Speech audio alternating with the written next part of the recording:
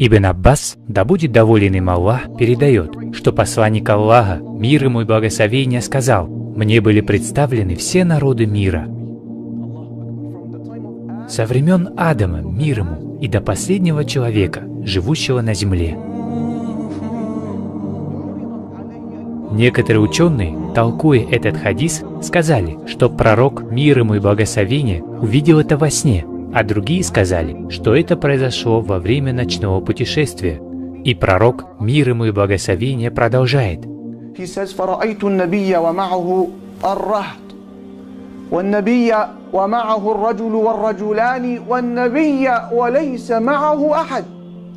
«Я увидел пророков, у которых было меньше 10 последователей, от 3 до 9.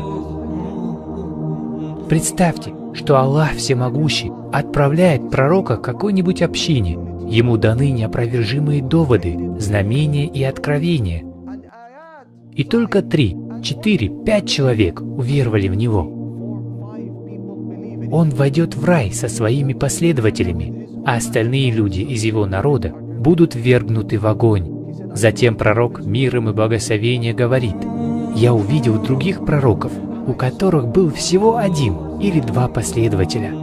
Я увидел пророков, которые стояли одни, сами по себе. Ни один человек из их общин не последовал их призыву. И в день суда этот пророк войдет в рай, а весь его народ, все до единого, отправится в преисподнюю». И вот наш посланник, мир ему и благословение, смотрит по сторонам, желая увидеть свою общину. Сколько же людей последует за мной? Где же моя община?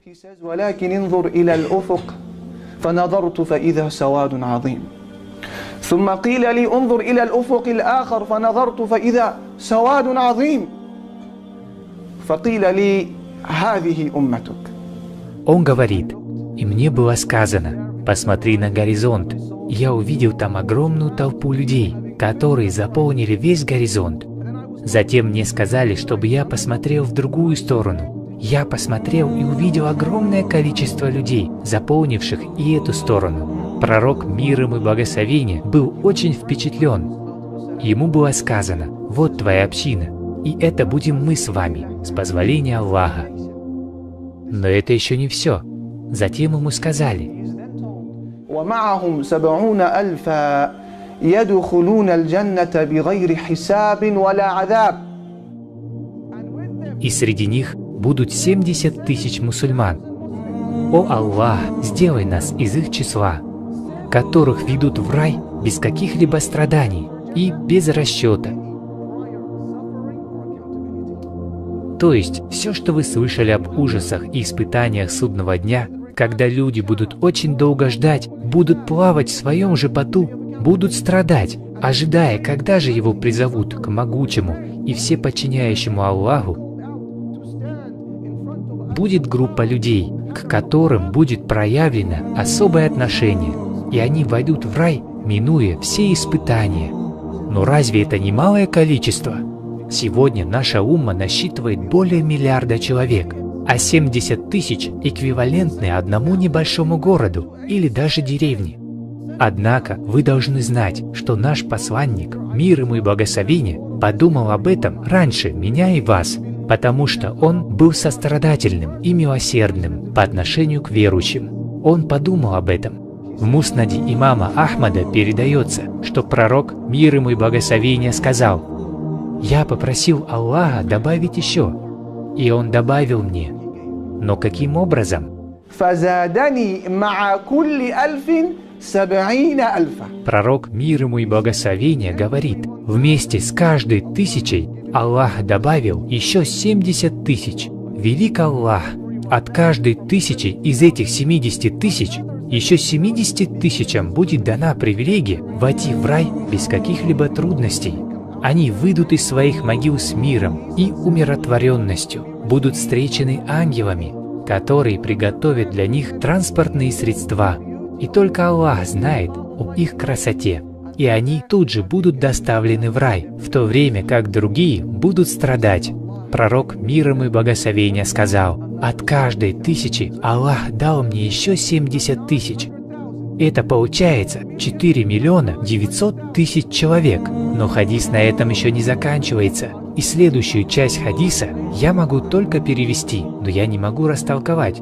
Пророк, мир ему и благословение, сказал: «С каждой 1000 будут отобраны еще 70 000, и в дополнение к этому 3 пригоршни из пригоршней моего Господа». Мы не можем постичь этого, однако мы представляем, насколько это велико. И когда Умар, да будет доволен им Аллах, услышал это, он воскликнул: «Аллах велик!» Один из передатчиков этого хадиса, услышав эти слова, схватил его за одежду и сказал: «Ты действительно слышал это от посланника Аллаха?» И он сказал: «Я услышал их от него, и я полностью осознал это своим сердцем». Затем наш пророк, мир ему и благословение, встал и, не сказав больше ни слова, зашел к себе домой. فخاض الناس في أولئك الذين يدخلون الجنة بغير حساب ولا عذاب فقال بعضهم فلعلهم الذين صحبوا رسول الله صلى الله عليه وسلم وقال بعضهم فلعلهم الذين ولدوا في الإسلام فلم يشركوا بالله شيئا وذكروا أشياء. И сподвижники начали переговариваться. И что же они говорили? Кто-то из них сказал: «Может быть, это те, которые сопровождали пророка мир ему?» Другой сказал: «Нет, я думаю, что это те, кто родились в исламе и никогда не предавали сотоварища Аллаху». И также были высказаны другие мнения. Затем посланник, мир ему и благословение, вышел к ним и сказал: «Что вы обсуждаете?» Они говорят: «Мы хотим узнать, кто будут те 70 000 благословенных людей». И тогда пророк, мир ему и благословение, ответил им: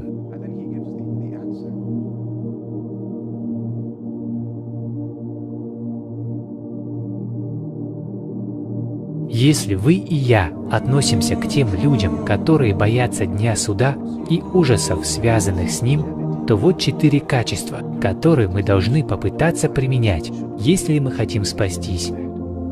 He says, هم الذين لا يسترقون ولا يكتوون ولا يتطيرون وعلى ربهم يتوكلون. Пророк, мир ему и благословение, сказал: «Те 70 000 человек – это те, кто не просит читать над ними рукью, заклинания, не делают прижиганий, не верят в плохие приметы и полностью полагаются только на Аллаха. Они не просят прочитывать над ними заклинания. Это запретно? Нет, никто не говорит, что это запрещено.